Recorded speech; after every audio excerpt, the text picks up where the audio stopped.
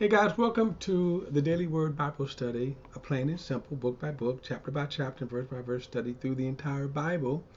We are in Job, and we're going to start chapter 3. Now, chapters 1 and 2 was the setup for Job, what we're getting ready to get into in this section, which covers the bulk of the book of Job. So the setup, of course, is Job is a good, righteous man. He is, in fact, by God's standards, the most righteous man on the planet at that time. And then Satan says, "Well, of course, Job, you know, likes you, God, because you blessed him. Look at how you blessed him. We did see how blessed Job was. The livestock, his children, right? He had actually, Job, from what I could read, is the epitome of not only a wealthy life, but a happy life. In other words, he had it all. You look at many wealthy people, they got wealth, but then their relationships are horrible. Job had both wealth. He had healthy, dynamic family. He had um, uh, the admiration of his family. Now, of his friends. Now, what we're going to see, however, is that not everyone is always happy with you, but Job was the flavor of the day. Now, so you had two kind of things that happened to Job behind the scenes. We have a revelation of what happened. Satan appears and says, Job only serves you because you have blessed him. Well, one, take away what he hath, and he'll curse you to your face. Well, God says, okay, you can do that. You have to spare his life. So Satan did that, and then Job did not curse God to his face. And then the second, he says, well, okay, Satan's like, okay, you got me on that one, but if you take his health away, he'll curse you to your face. Well, God says, fine, do that, and but you can't spare his life. So Job got afflicted with some type of hideous disease. Now, what was interesting about that, his wife then comes along and says, hey, curse, um, curse, why don't you curse God and die? She didn't realize she was being an instrument of Satan at that time.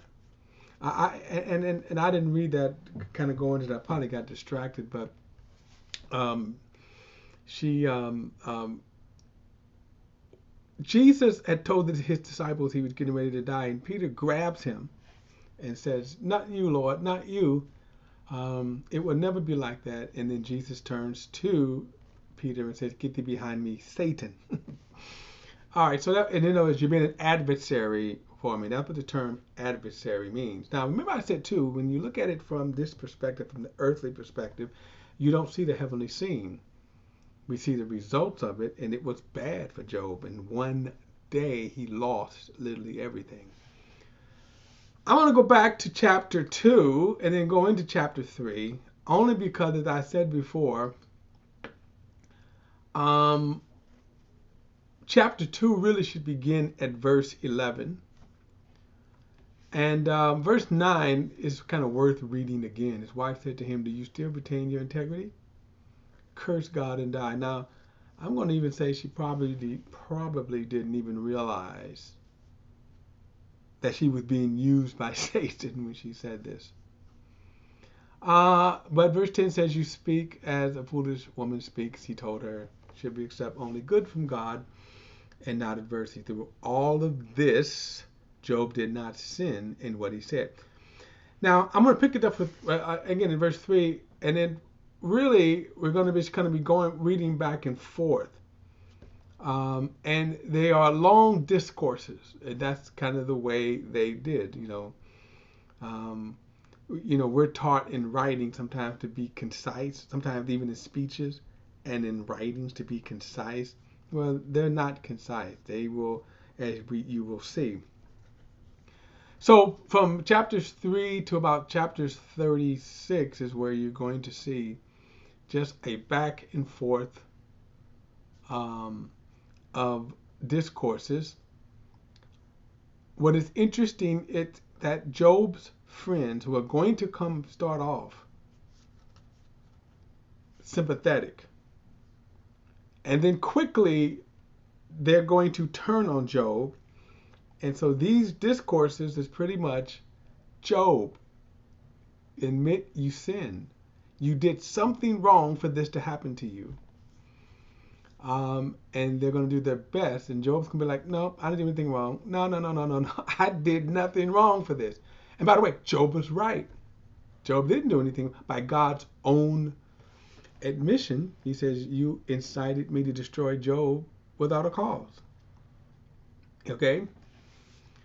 All right, so verse 11 says, now when Job's three friends, Eliphaz the Temanite, and Bildad the Shuhite, and Zophar the Naamite, heard about all this adversity that happened to him, each of them came from his home. They met together to go sympathize with him and comfort him. And when they looked from a distance, they could barely recognize him. They wept aloud. And each man tore his robe and threw dust into the air and on his head. And they sat on the ground with him 7 days and nights, but no one spoke a word to him because they saw that his suffering was severely intense. Now, in other words, they come upon him again. He's lost everything, his children, everything, and then on top of that, he's afflicted with a severe sickness, a severe disease here. So chapter 3, like I say, as you're going to see, I'm going to be just reading a lot of this, because this is all of these chapters, believe it or not, are just a discourse back and forth. They will be revealing something, human nature. One of the things that we read, and I talked about it then, when David sinned and he numbered the people. And by the way, kind of interesting, Satan incited David to do that. The result was God said, okay, I'm going to give you 3 choices. 3 months, 3 days under my hand, 3 months being defeated by your enemies, and then 3 years of famine. And David was like, I don't know what to choose. But he said, the one thing I won't choose is I'm not going to fall in the hands of man. Now we're going to get an example of that. We're going to get an example of this when you see like how they were sympathetic to Job. Just watch how quickly things change. Because after this, now remember they sat for 7 days. No one said anything, just kind of like, wow, let's. After this, Job began to speak and curse the day he was born. He said, may the day I was born perish, and the night when they said a boy is conceived. If only that day had turned into darkness, and may God above not care about it, or light shine on it. Now let me stop for a moment, make a quick observation here. Notice he says, may the day perish when I was born. And then he says that I was conceived. If you wanted to make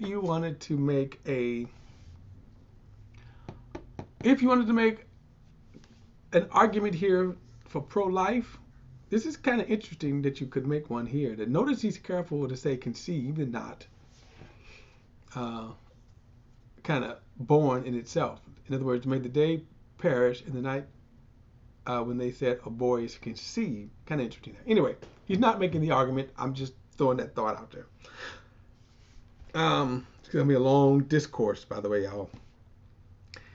If only the day had turned to darkness, may God above it not care about it, or the light shine on it.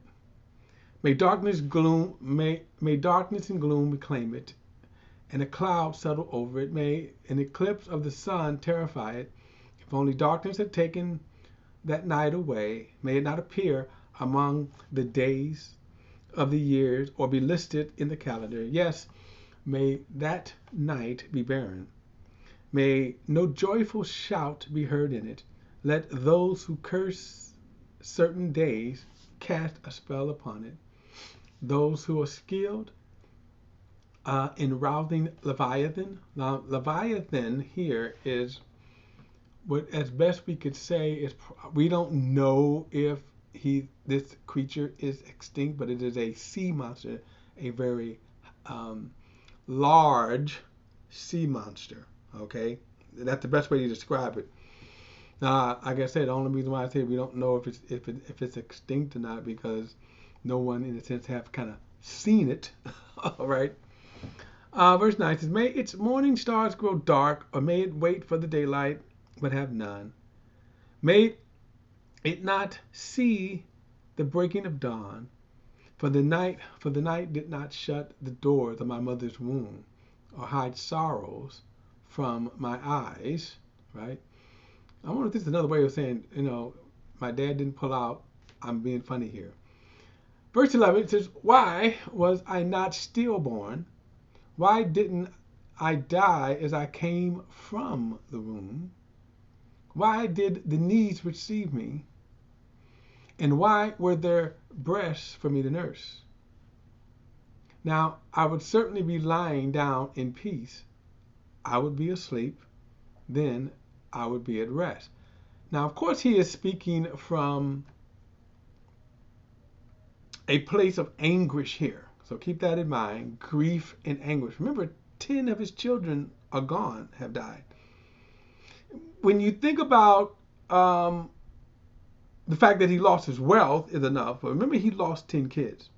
He said, "With kings and council of the earth who rebuilt ruined cities for themselves, with the princes who had gold, who filled their house with silver, or why was I not hidden like a miscarriage child, like infants who have never seen daylight?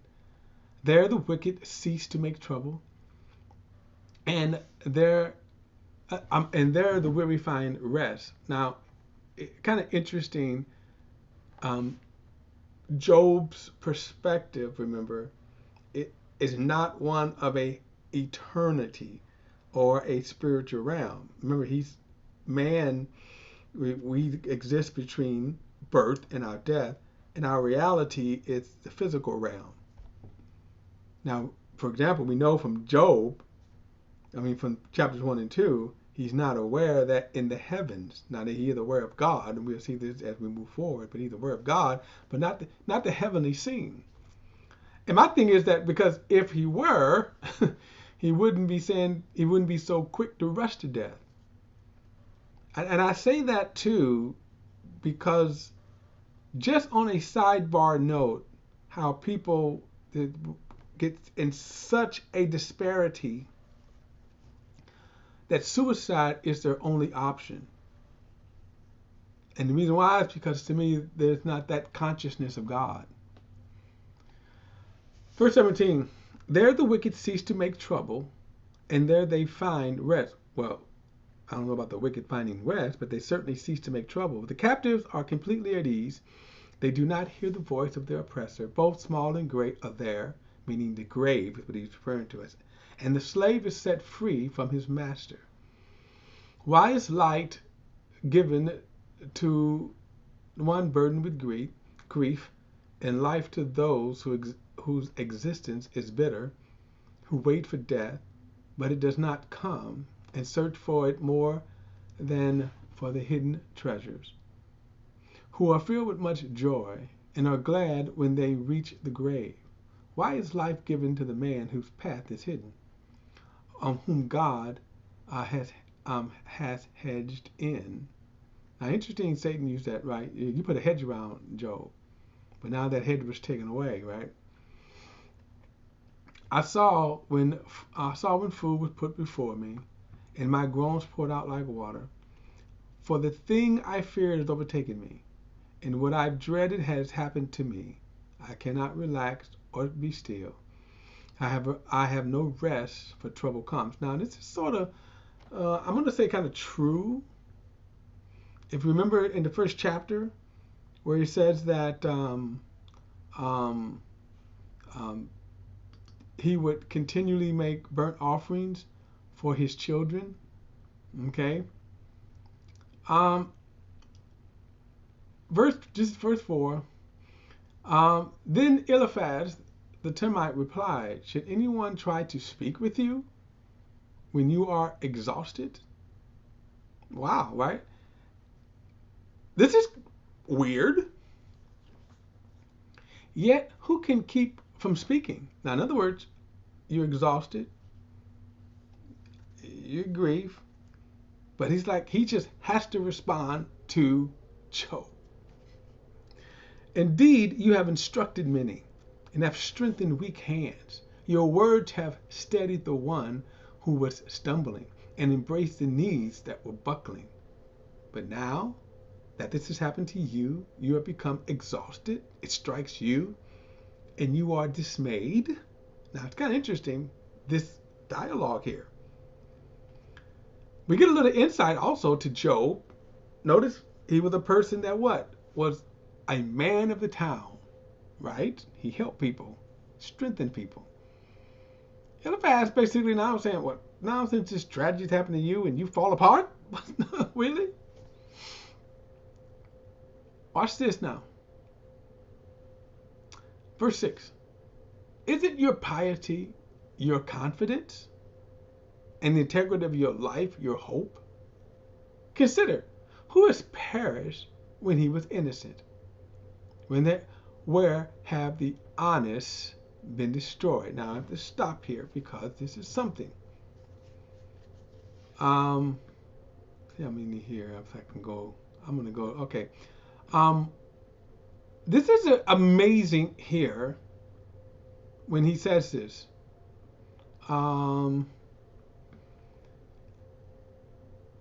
These friends to me are revealing how they always felt.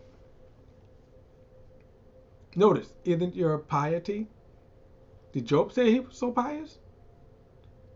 You know the one who did say Job was pious? God. However, they don't know that. And then he makes a statement that who was perished when he was innocent? Well, first of all, God said what happened to Job happened to him without a cause. But they didn't know that. The bottom line, the moral of this story, shut up when you don't know. Especially when you don't know what God hasn't revealed to you. Okay? Verse 8. In my experience, those who plowed injustice and those who sowed trouble reap the same. They perish at a single blast from God's and come to an end by the blast of his nostrils, except this is absolutely not true. The lion may roar and a fierce lion growl, but the fangs of the young lions are broken. The strong lion dies if it catches no prey. The cubs of the lioness are scattered. A word was brought to me in secret. My ears caught a whisper of it. Among unsettling thoughts from visions in the night, when the deep sleep descends on man, fear and trembling comes over me and made all my bones shake. A wind passed by me, and I shuddered with fear. A figure stood there, but I could not recognize its appearance. A form loomed before my eyes. I heard a quiet voice. Can a man be more righteous than God, or a man more pure than his maker? If God puts no trust in his servants and he charges his angels with foolishness, how much more those who dwell in clay houses, whose foundation is the dust, who are crushed like moth, they are smashed into pieces from the dawn to dusk. They perish forever while no one noticed, and their tent cords are not pulled up. They die, notice this, without wisdom.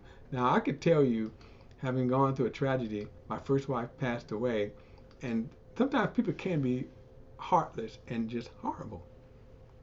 And what is interesting is that now they're speaking for God. We will see later that God will kind of correct them on this, that you had no business speaking in my name. or representing me. They're going to get them for that. And like I say, notice they've gone from being sympathetic to automatically automatically accusing Job of just being wicked. In other words, Job, you had to do something wrong for all this to happen to you, and all of this. Anyway, we'll pick it up in chapter 5. Don't forget to like and share this video and subscribe to BP, the Bible Perspective. As always, if you have a thought or comment, add it to the comment section below. All comments are welcome. See you in chapter 5.